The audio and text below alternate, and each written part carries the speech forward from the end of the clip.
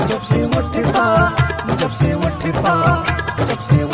Lipstick लगावल है बारू मुजफ्फरपुर डिस्ट्रिक्ट ही लगावल है बारू।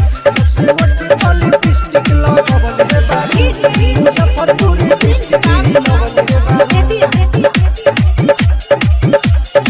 नया ब्रांड बारू सबके डिमांड बारू मार्केट में सुपर बारू हो।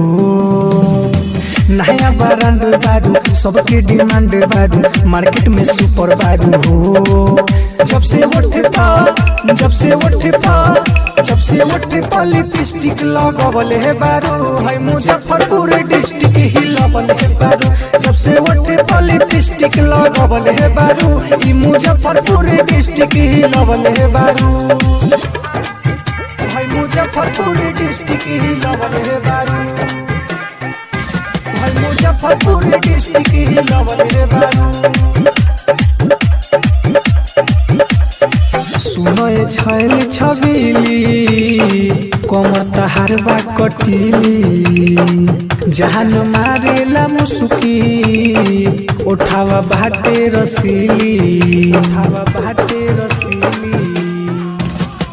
सुनो ए छैल छबीली कमर तहार बा कटीली जान मारेला मुसुकी उठावा भाटे रसीली। आइटम झका से बारू हमरा लखा से बारू हलचल मचैले बारू हो। आइटम झका से बारू हमरा लखा से बारू हलचल मचैले बारू हो। जब से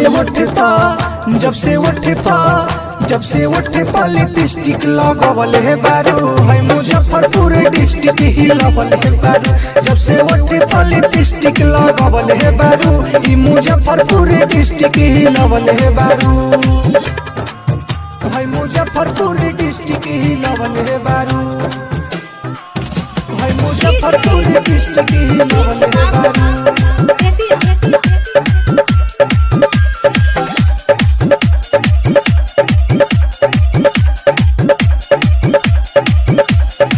फीस कितना बबूलो मुहावा अपन खोल देता अमितावा नमरी नागिन जैसे डोला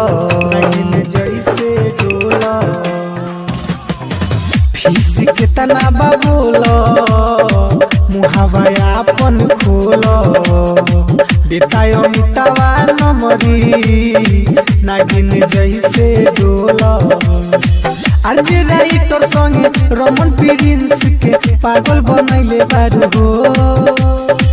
आज राइटर संगे रमन प्रिंस के पागल बनैले बारू हो। जब से